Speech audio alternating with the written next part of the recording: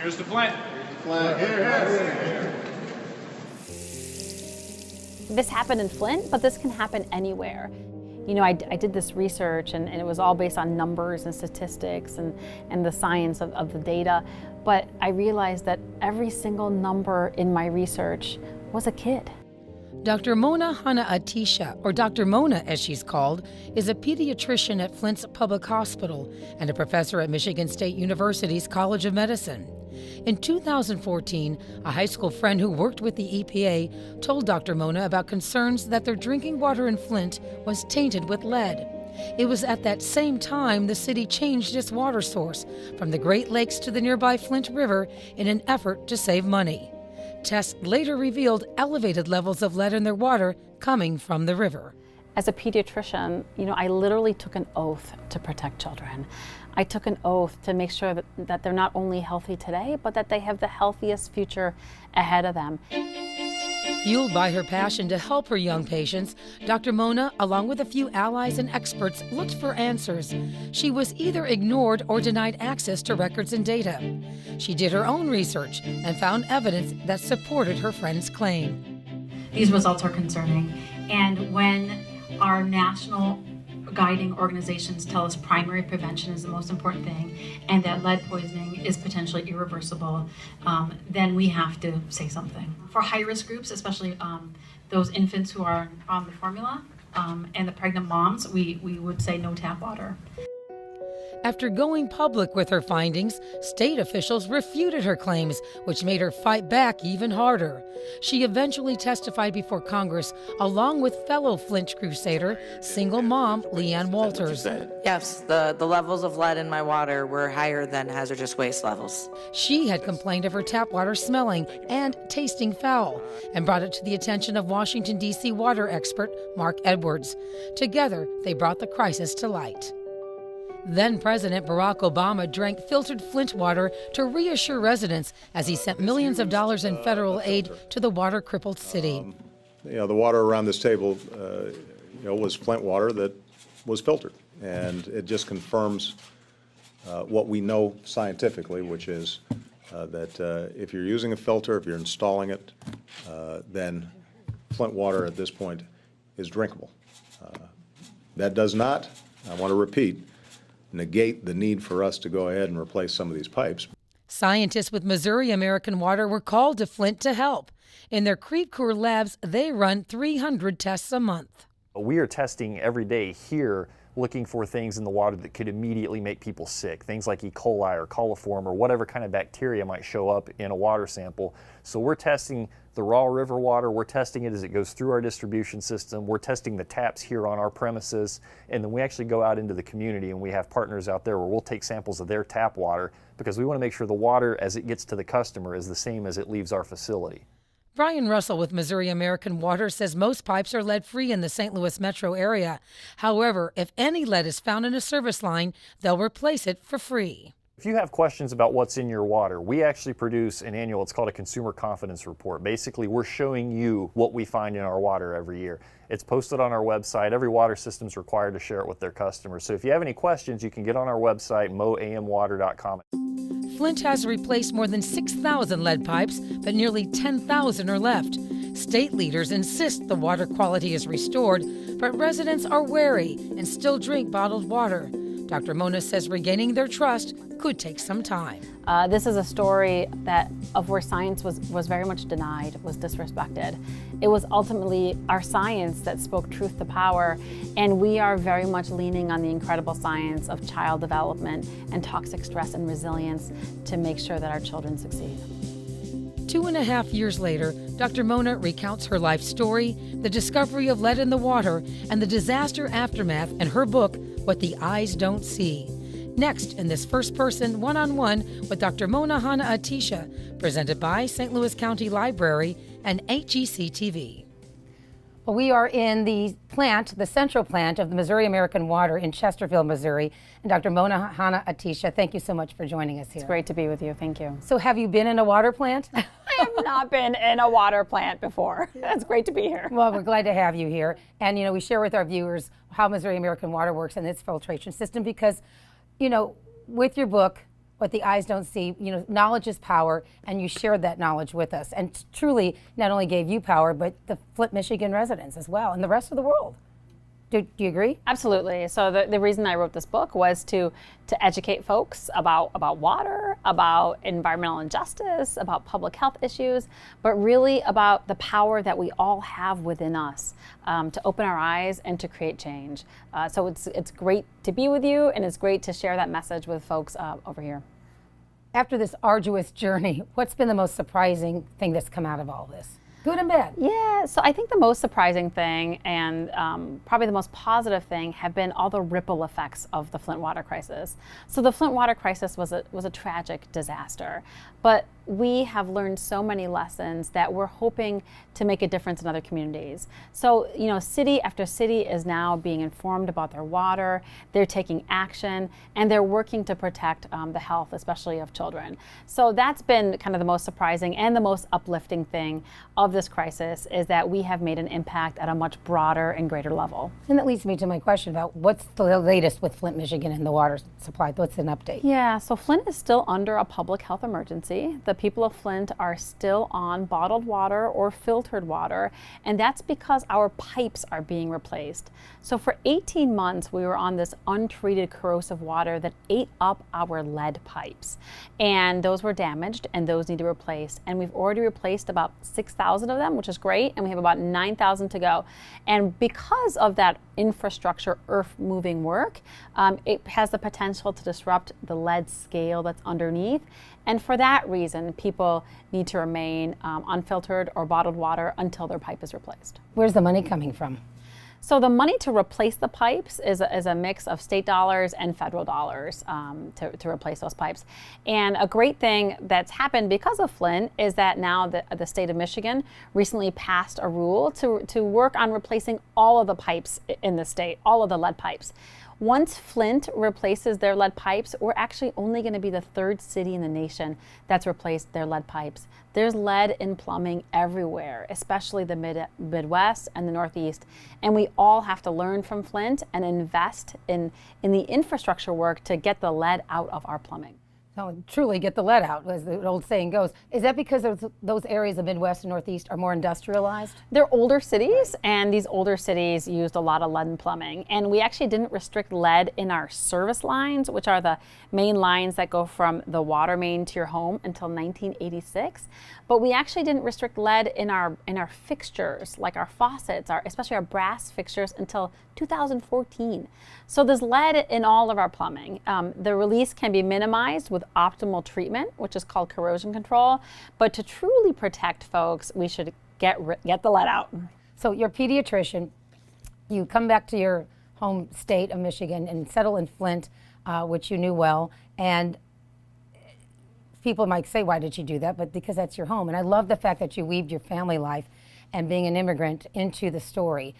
Was that an easy thing to do and to write, and why was that important? Yeah, so weaving these different stories was like walking on a tightrope. It was hard to strike the right balance, but it was important for me to share the Flint story in my first-person voice. But you couldn't really learn about my role in this crisis without learning about me, because that has shaped who I am, that has shaped what I do and where I work and my response to this crisis. So yes, I am a first-generation immigrant. We came to this country when I was 4 years old, fleeing oppression, fleeing tyranny, fleeing the dictatorship of Saddam Hussein. And I was welcomed into this country with open arms. And my family very much lived that American dream. And I have that lens of really waking up every day grateful to be in this country, grateful to serve my community, but also knowing what injustice is, and knowing what people in power can do to vulnerable populations. So it was with that perspective that I do my work and wrote this book. After all the attacks that came after you, what was that like at that point? Was that one of the hardest things to deal with, was the backlash? Part of the story is about how to be an activist, about how to resist. And it's not easy. It's easier for us to go about our daily jobs, to clock in, to clock out, and to be blind to what's going on around us. And it is hard. And there was a knot in my stomach that wouldn't go away, and my heart rate was up. And there were literally times that I just crawled into a ball with the sheets over my head. But a spark lit inside me, and that spark was the realization that this was not about me, and it doesn't matter how I felt. It was about kids, and it was about their entire future, and that is absolutely what woke me up and got me back into this fight. Let's talk about the government, because that was really frustrating to read. You would send an email, crickets.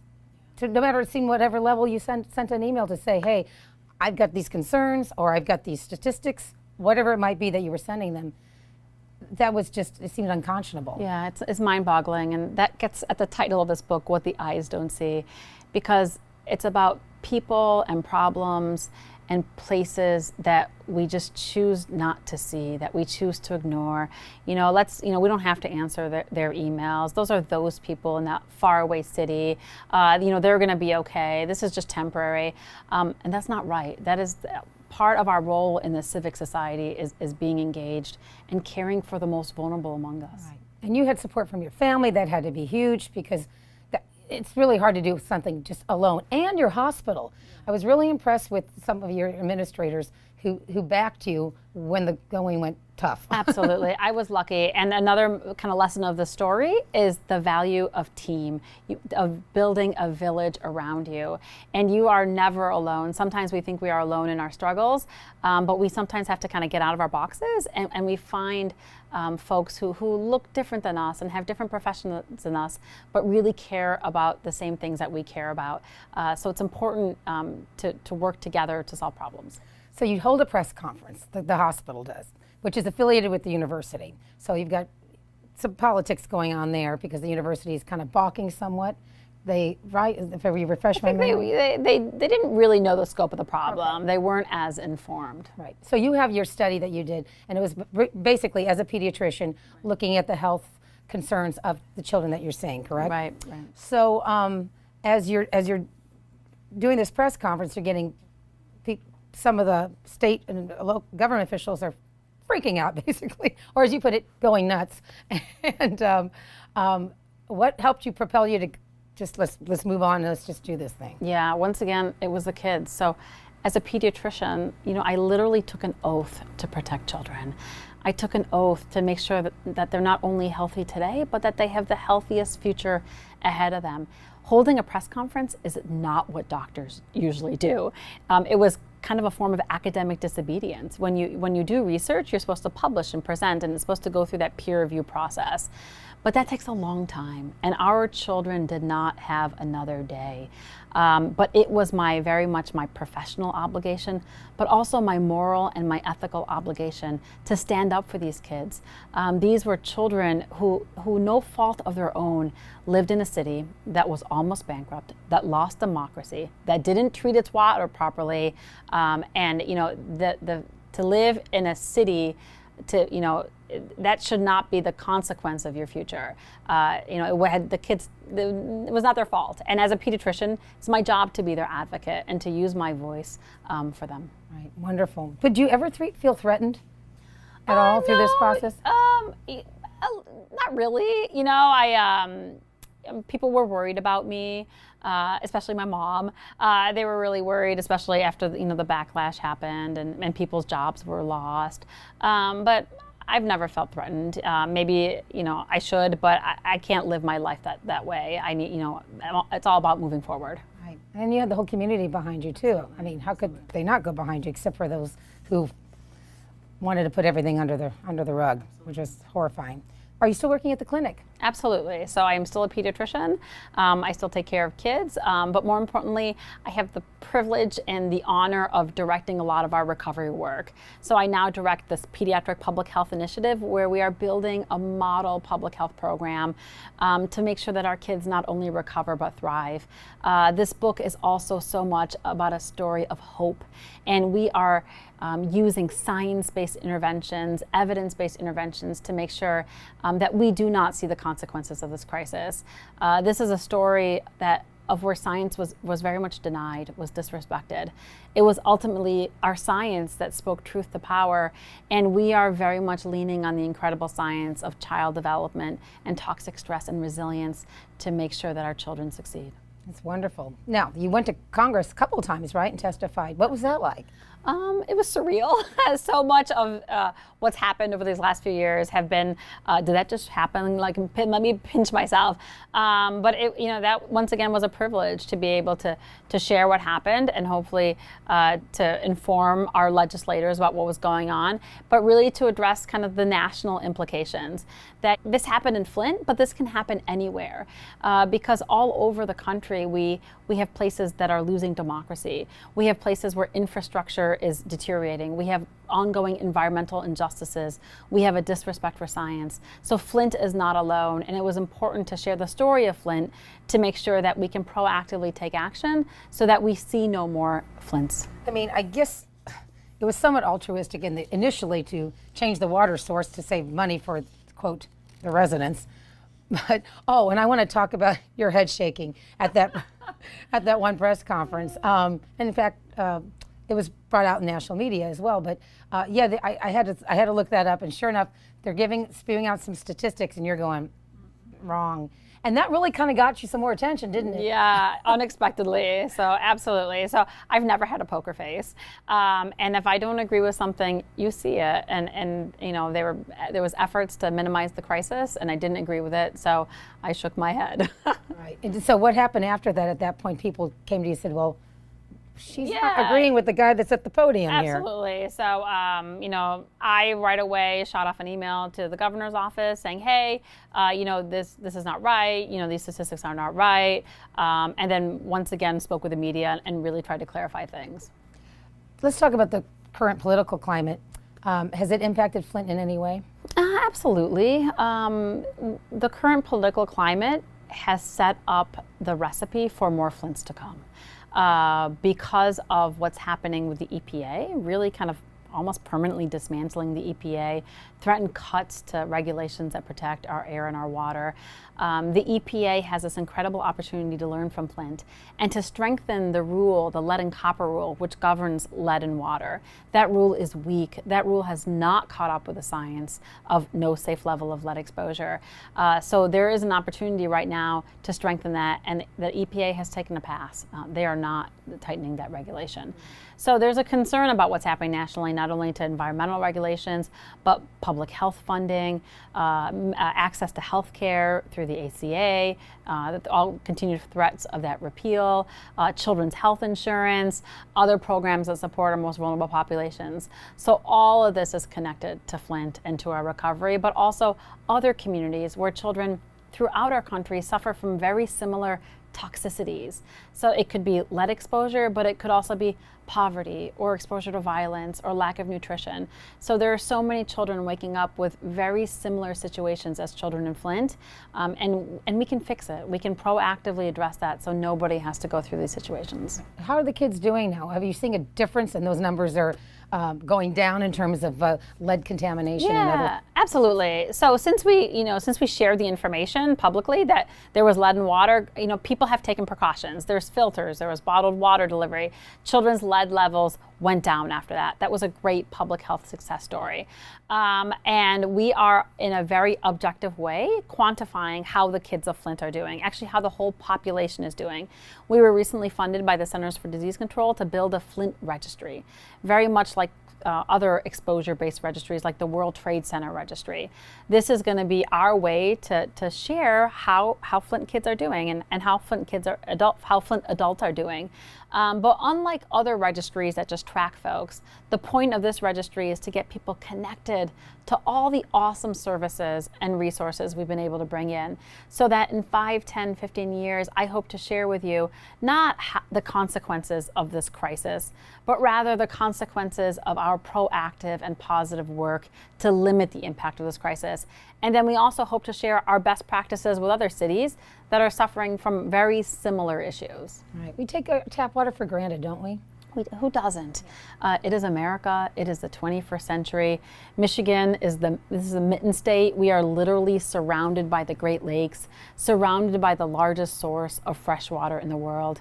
I wasn't naive to start, but who doesn't think that when you turn on your tap, it comes out okay?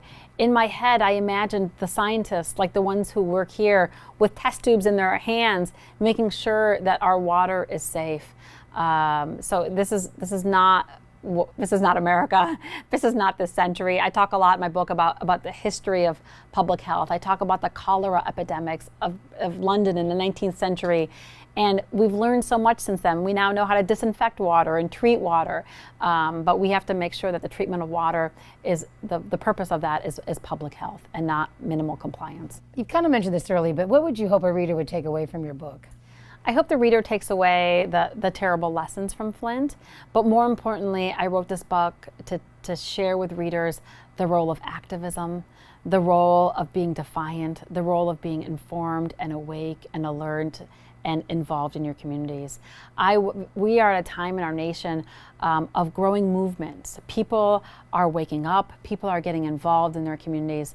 So I want readers to know that this is not just a story about Flint, but this is a story about how you can get involved in your communities and make the lives of especially our most vulnerable children better wherever you are. Now, Dr. Mona, you're a pediatrician, but you're sounding less like a doctor and more like a politician. Do you think you'll ever run for office? No, I am committed to my kids in Flint, and I'm committed to kids everywhere. So, not at this time. Yeah, it's still your true love, isn't it? Absolutely. I wake up every day, and it's not work. I am privileged and I'm honored to care for children. They inspire me. They're the ones that wake me up every day. So, where do things stand now with your role with the water crisis that's continuing, because they're still trying to climb the ladder there? Are you totally committed to being a doctor there, or do they call on you? I direct this new public health initiative, and that's where I spend most of my time. Not as much taking care of that one kid at a time, but taking care of the population of children. So I've gone from holding one little hand to really holding the hands of the city of children. So working on those big public health initiatives, things like early literacy programs and access to health care and nutrition services. So all these things that we know promote children's development. The reason I wrote this book over 2 years ago when I started writing this book, because I knew the nation's attention on Flint would fade. Understandably, there's other things in the news, but I wanted a vehicle to put a spotlight back on Flint, to remind people that, hey, Flint is still here. We have long-term needs and long-term resources, but we are also doing awesome things. And Flint does not equal disaster. Flint equals recovery and hope. And it's happening. It is happening. We are doing great things, and that aren't really being done anywhere in the country. And that's what we want to share. We want to share how we rolled up our sleeves. We took this tragedy. We rolled up our sleeves, really committed to the children. And going back to the early stages of when we write in the book, you really went back to your roots as a high schooler, and you were somewhat of an activist then. And your dear friend that you grew up with, you said you had 2 girlfriends, and one of them was with the EPA. Absolutely. And she said, "Hey, this is kind of happening," and you know, alert. Yeah. So my involvement in this water crisis really came late in the game, and it happened out of really pure serendipity. Hanging out with 2 high school girlfriends. So hang out with your girlfriends, and one of them happened to be a water expert, Elin Batanzo, and she used to work at the EPA. She used to work at the EPA in Washington, D.C. when Washington, D.C. had a very similar lead and water crisis about a decade ago. And she's the one that taught me many lessons about water, but told me for the first time about the possibility of lead in the water. Yeah, you wouldn't think in this day and age we'd still have the lead. I mean, we've always heard of the chip, and you talk about this in the book, the lead paint from windowsills and what have you. And I thought it was some of the scientists that were saying, it won't be in the water, it may be in the paint. Right, absolutely. So I didn't even know before this water crisis that we had lead in our plumbing. I didn't even know that there was lead in the plumbing. And I am a pediatrician with an environmental and public health background, and I had no idea. Only after this unfolded did I realize that the actual word lead means plumbing. The elemental symbol of lead is Pb, which comes from the Latin plumbum, which means plumbing. The Romans built their aqueducts out of lead plumbing, and many people hypothesize the demise of the Romans is because they used so much lead. So we should have always known that there was lead in plumbing and its risks. Flint was not the first time we've had a lead and water crisis. It happened in DC, but it's happened really for about a century and a half. We've had lead and water crisis ever since we put lead in our plumbing. But we have lacked really the political will to make a difference and to protect children. Yeah, in this case it was about money. It was a cost-cutting move. It was to save a few bucks that we switched from Great Lakes water to the Flint River water without treating that water properly. Do you ever tire of this cause, or is it just because it's just been so overwhelming for 2 years and you're raising your family, you're trying to see patients? Yeah, no, we conducted this research to look at the children's lead levels in record speed. It was like 2 weeks, but it should have been like a 6-month research project, and that's all in the book. But with that same speed of doing that research has been that same urgency since then. The urgency to put into place the interventions to protect our children's futures. So it hasn't stopped. It continues. And once again, I feel grateful and privileged to do this work. I feel grateful to be able to really protect the potential of our children. What's your advice to other activists out there? Because did you ever feel like I'm the only voice, and but you're saying anybody can be that voice? Yeah, absolutely. And that's part of the story, is that it was a team of voices.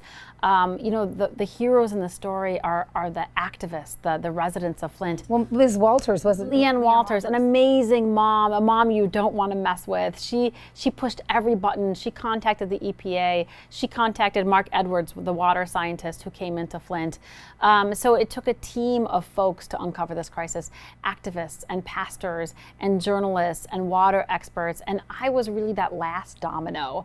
But it never should have gotten to me. It never should have gotten to the point where children had elevated lead in their blood. It should have stopped when that first mom said, there's something wrong with my child, when there's something wrong with my water. So the lessons of this book and the story is that we all are powerful. We all have loud voices, and we need to keep using our voices and keep pressing every button to create change. This is the story of the most important and emblematic environmental and public health disaster of this young century. More bluntly, it is a story of a government poisoning its own citizens and then lying about it. It is a story about what happens when the very people responsible for keeping us safe care more about money and power than they care about us or our children. The crisis manifested itself in water and in the bodies of the most vulnerable among us, children who drank that water and ate meals cooked with that water, and babies who guzzled bottles of formula mixed with that water. The government tried hard to convince parents the water was fine, safe when it wasn't. But this is also a story about the deeper crises we're facing right now in our country. A breakdown in democracy, the disintegration of critical infrastructure due to inequality and austerity, environmental injustice that disproportionately affects the poor and Black, the abandonment of civic responsibility, and our deep obligation as human beings to care and provide for each other.